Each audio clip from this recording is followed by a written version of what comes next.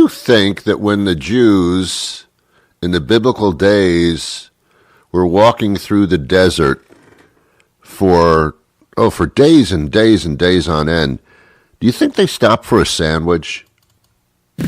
On the air everywhere, this is New England Broadcasting. That bothers me. Welcome to the Ron Van Dam Show. Hold on tight. Things can get a bit weird, if you like that sort of thing. I don't think they had sandwiches. They just had sand. Whatever.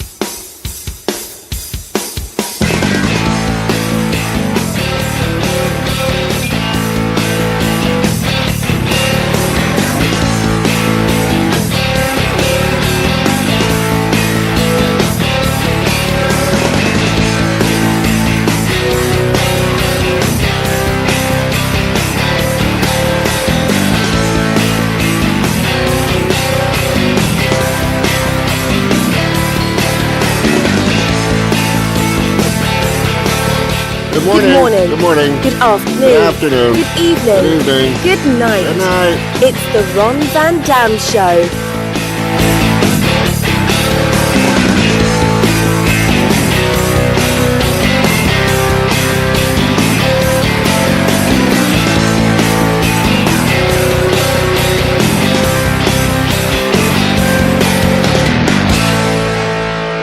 Sit back, relax, grab a cup of coffee, a cup of tea, whatever your liquid libation may be in the morning, and join us as we take a look at the world around us. As much as it's a pleasure to be with you, the pleasure is actually all yours.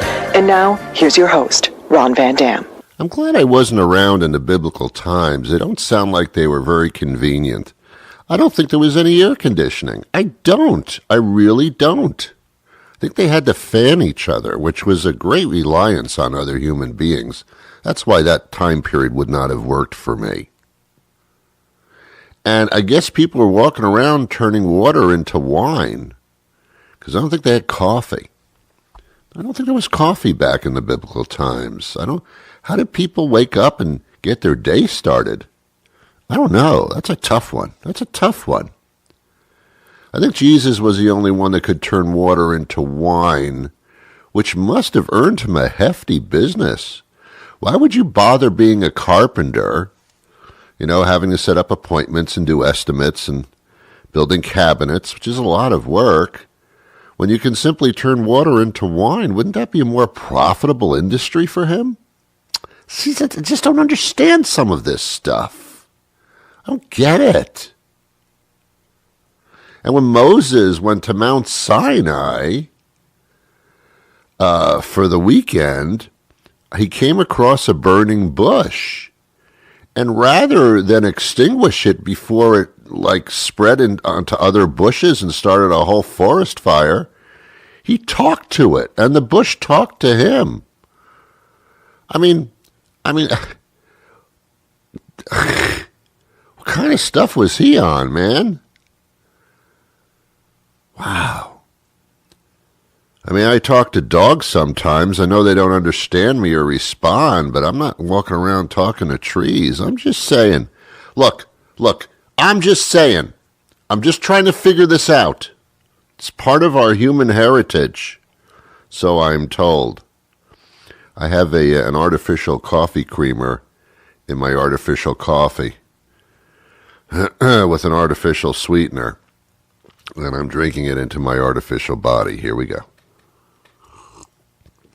Oh, thank you for giving me the time to do that. I don't really like coffee, but now I feel like I belong in society somewhere. And when I go into a Starbucks, and I rarely do because I feel intimidated by those people, when I do go into a Starbucks, I feel like I'm from another planet, like from Planet Fitness. I walk in there and I'm intimidated. People are ordering things that I've never heard of. Lattes and lintes and shakamoko, and I don't know what the hell that stuff is. I just know coffee. There's a Starbucks near me. Well, it's redundant. Starbucks near everybody. And I go in there and I order coffee, and they give me the coffee in a, one of those things, cups, I think they call them. And I say, I'd like it light with a little bit of sugar. And they say to me, well, there's a thing over there with the milk and the sugar. Get it yourself. Well, great. Thanks for helping out. What was your job? Just to pour the coffee in the cup? What kind of school do you have to go to figure that out? Rick, here's the deal, Rick. People are going to come in. They're going to ask for coffee or a latte or schmate. You pour it in the cup, give it to them, they'll give you money, and that's all you have to do, Rick. You screw that up, you're out of here. What if they want cream or sugar? Get it himself. Get him himself. Tell him to get it himself.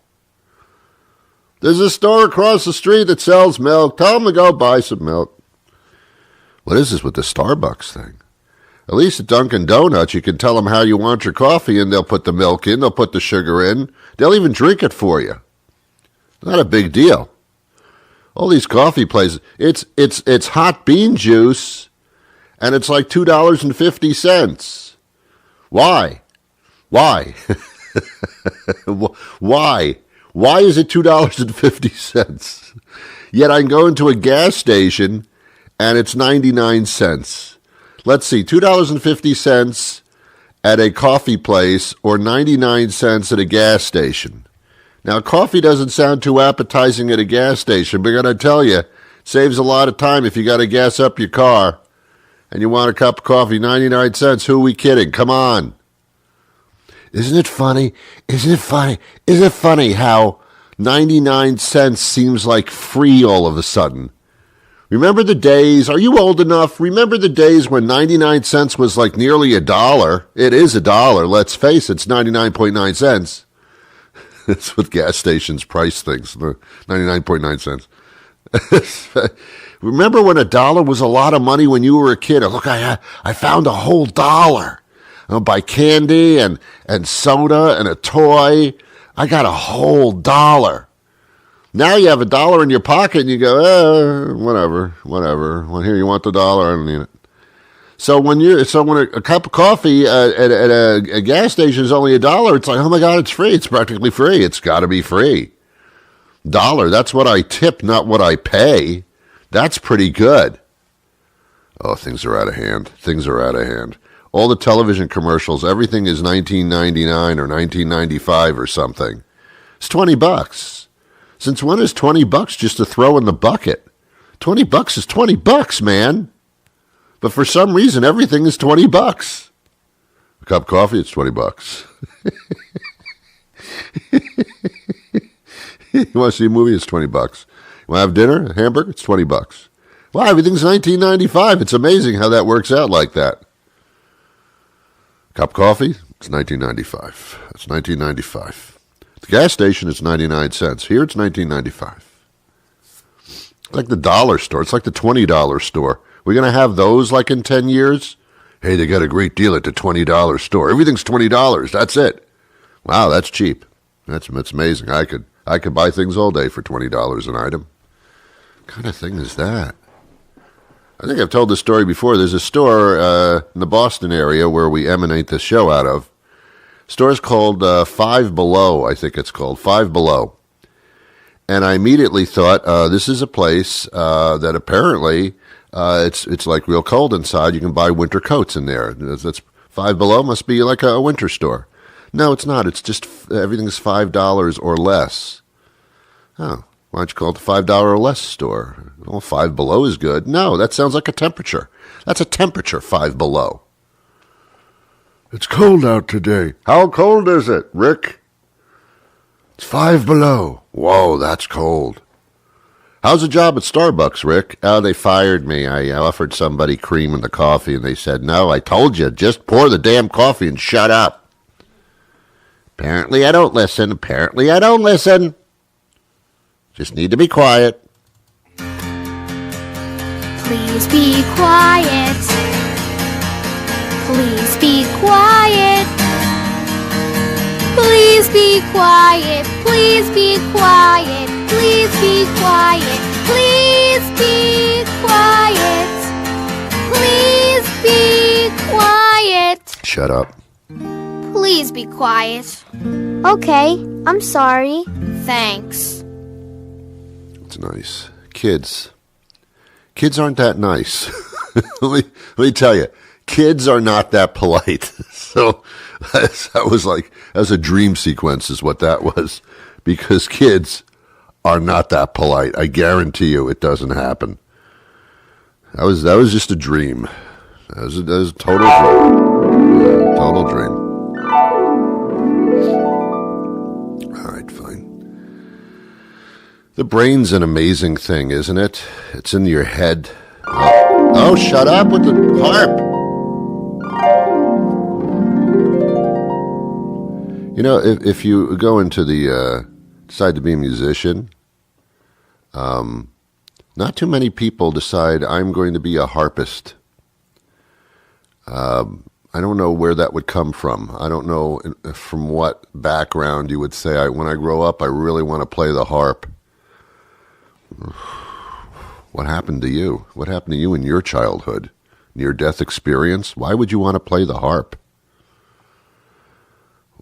Why would you? Someone has to play it.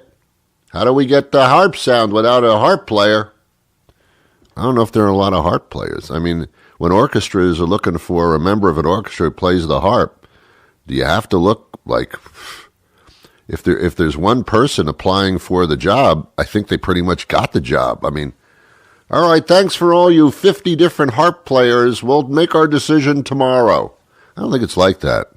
I think there's just like one harp player in the whole country, and it's a girl, obviously. A guy in a harp, I don't think so. A guy in a power tool, maybe. Guy in a harp, no, it doesn't work. And it's like, other people are going to the band rehearsal, the orchestra rehearsal, bringing their clarinet or their violin. You gotta tool around with a harp. I mean, can you imagine that subway ride? I mean, come on. What are you doing with the gigantic harp? Oh, we're going to rehearsal. I'm with the symphony. Oh, good choice in instruments. Thanks. It's not like a piano where most orchestras, there's already a piano on stage. You just walk in, you sit down, you open up the lid, and you play the piano. You don't have to walk around with a piano. But a harp? I don't think you find those around. I think you got to bring your own harp in. That's a tough instrument, man. Not much competition, but a tough instrument. How many harp solos are there in a symphony? Now getting down is Linda on the harp. She's plucking away. She's plucking it, baby.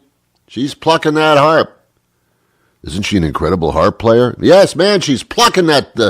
Look at the plucking going on there. Man, can she pluck. Yeah, she's quite a plucker. Oh, yes. The best. The brain is an amazing thing, I started to say, and I don't know how I got off of that. I'm doing brain exercises now. Yes, I am. I play a lot of word games on my smartphone. I think it keeps my brain active, makes it think all the time. I wasn't using my brain for a long time. I'd say about 30 years. Wasn't using the brain. Never added anything up, just hit the calculator. Never thought on anything of my own, just listened to analysts on TV tell me what I should be thinking. Never heard anybody talking to me because I didn't care. It was just a rattling sound in the background. So I didn't use my brain too much. Now I do with my smartphone. Play little word games. It sounds so juvenile, I can't believe I'm saying it. No, I use my brain all the time, man. Sitting here for an extended period of time every single day, communicating these stupid ideas to you, I mean, that's using my brain, isn't it? Well, Ron, it's not a real good display then. All right, fine. So today I thought we would talk to a brain expert, brain power, taking care of your brain. I think that's what we're talking about. I'm not too sure. I haven't done the interview yet. It's going to happen in just about a minute. So we'll speak to a brain expert, which is probably very fitting under the circumstances from what you've heard so far. Me and my ferret. Oh, man. As a special surprise, thank you. Everyone listening to the Ron Van Dam Show today will receive a free photograph of Ron holding a ferret. Yeah, we don't know why he's holding a ferret either. But he's the boss. So there's the ferret. This is the Ron Van Dam Show on New England Broadcasting. Here's my ferret.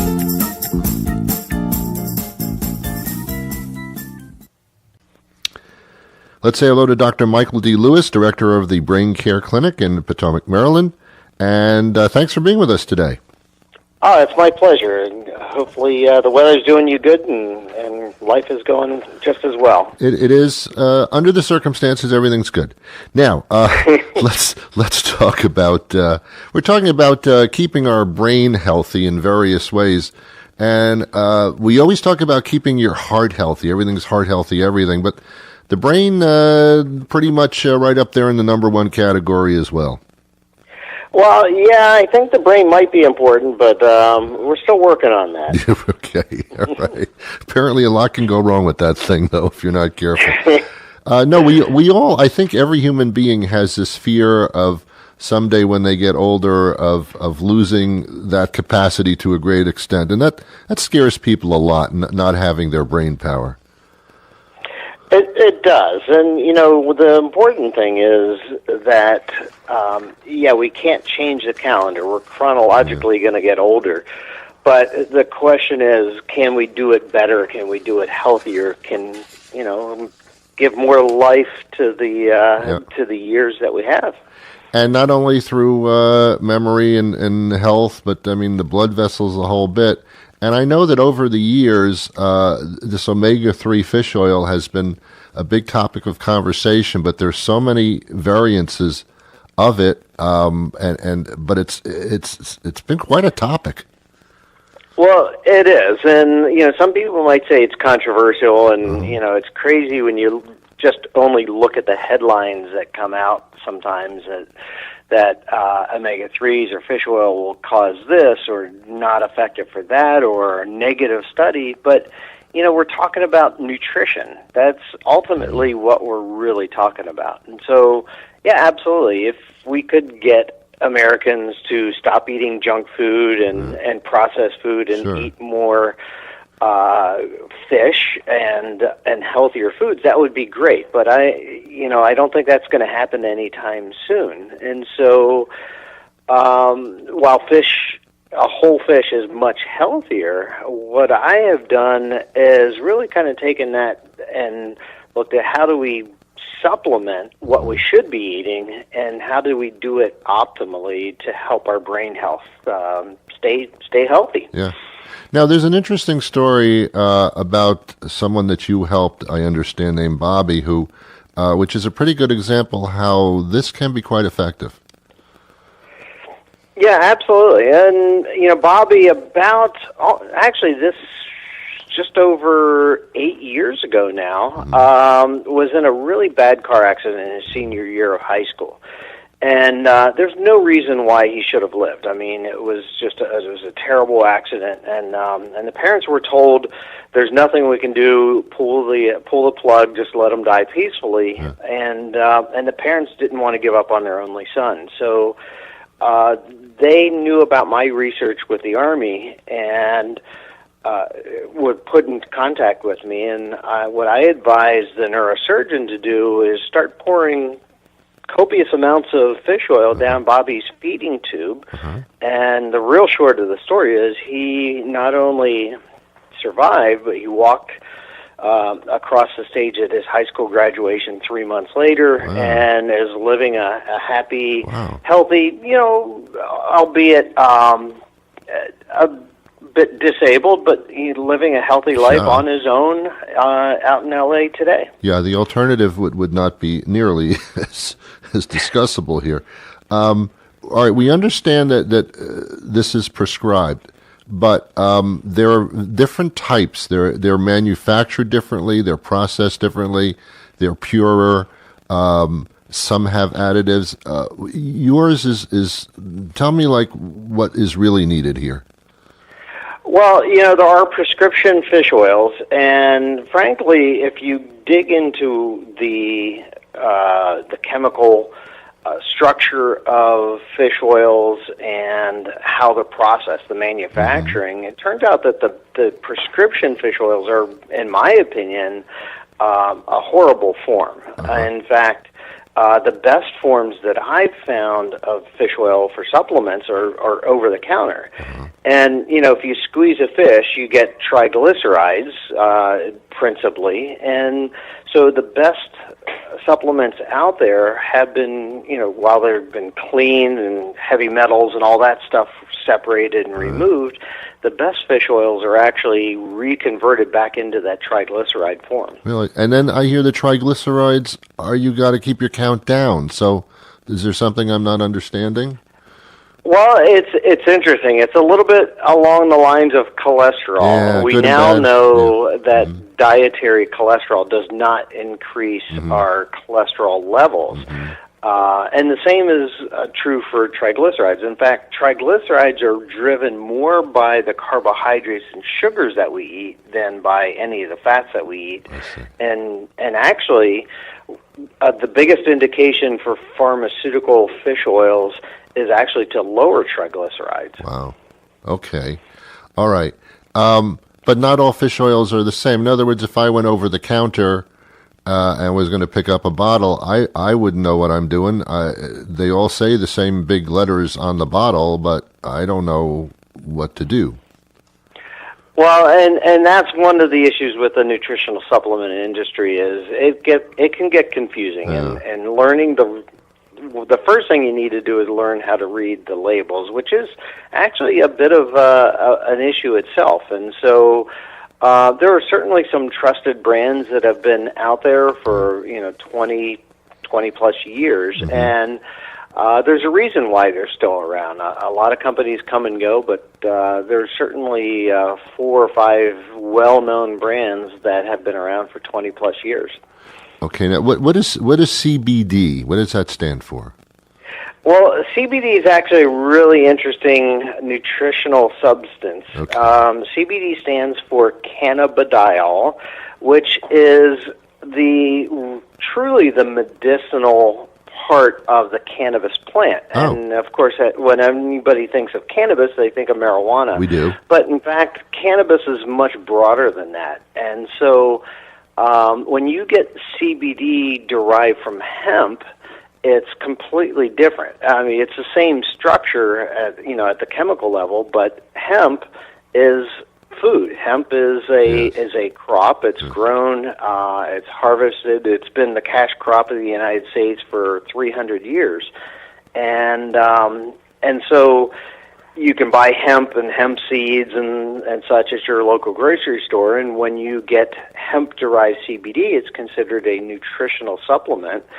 And it has been while I have lots of patients that I have put on fish oil, they say, fish oil is great, but when I started taking that CBD, it's been life-changing. It helps decrease anxiety, helps calm, and basically our own endogenous, our own innate cannabinoid systems control everything basically control everything of how we think, how we feel, and how our body reacts to stress and other things. Yeah, see, that's what I'm into. I'll tell you why. Because your heart can be healthy, your organs can be healthy, but the perception of everything is through your brain.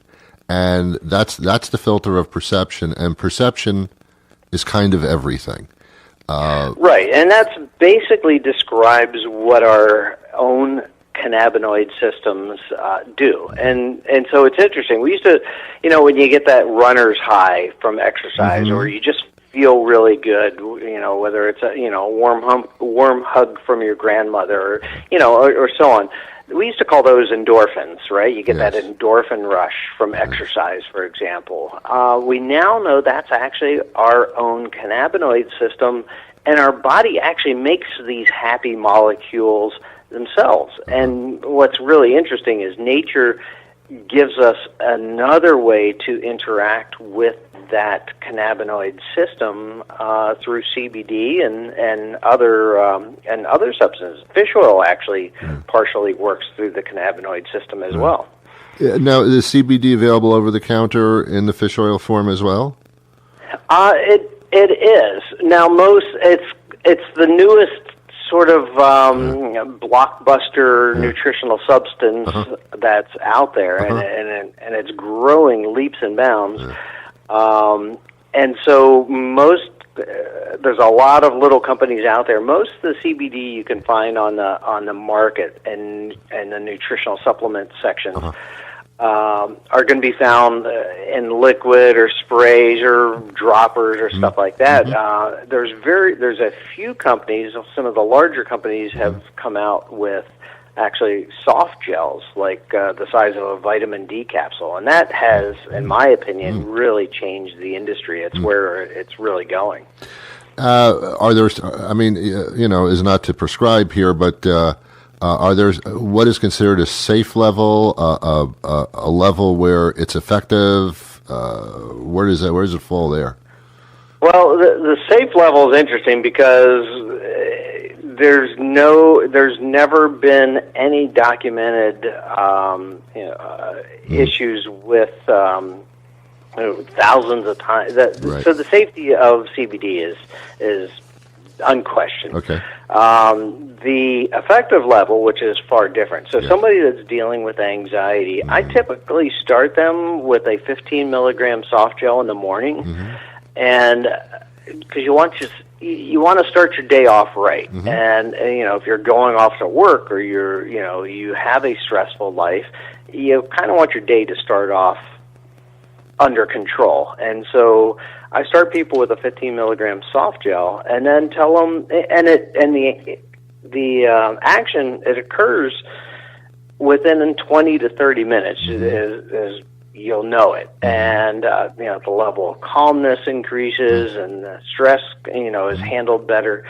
But it actually lasts for 7-8 hours, and some people even longer. And so I tell people, start off your morning right, and then if you need one later in the day, take a second one. But most people do fine with just one a day. Yeah, I mean, for me, sleeping, nighttime is the most important, because that's when the stresses have collected, and you can't slow your mind down. To me, that's the time to chill. I was just gonna say the same thing. So that second time in the day that tends to be really important is bedtime, and so if you have trouble falling asleep because your mind just keeps going, and you're rehashing today's events, or worried about tomorrow, and you just can't sleep because your mind just won't shut down or shut off.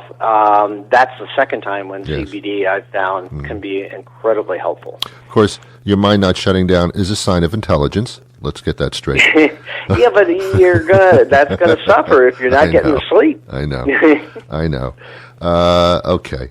I could go on forever, but I shouldn't here. So where do I get more information about this? Well, a couple of different places. If you want to learn more about the work that I've done for the military and continue to do, I finally put it all into one place, and that's a book available on Amazon called When Brains Collide, and you can track that through either Amazon or whenbrainscollide.com. And when I retired from the Army, I started www.brainhealtheducation.org, brainhealtheducation.org. And I would say if you're really interested in CBD, you can learn a lot more from the industry leader, and that website you can find at www.pluscbdoil.com, pluscbdoil.com. Great. Fantastic. He's Dr. Michael D. Lewis, and thank you so much for your time today. Very, very informative. Appreciate it. My pleasure. Anytime. Would love to come back and join you again. You got it. We'll be in touch. Thanks. Okay. Okay. Bye-bye. Well, okay. Ladies and gentlemen, we're just about out of time for today. How did that happen? Wow, that's incredible. I'll be back again with another program the next weekday that we encounter. Ooh, I almost couldn't say that sentence. The next weekday that we encounter, let's make a plan to get together and do this again. I'll look forward to it. I hope you do as well. In the meantime, you take care of yourself. Coddle yourself as if you meant something to yourself. Make believe. And eventually, it'll be true. Have yourselves a wonderful day. I wish you peace.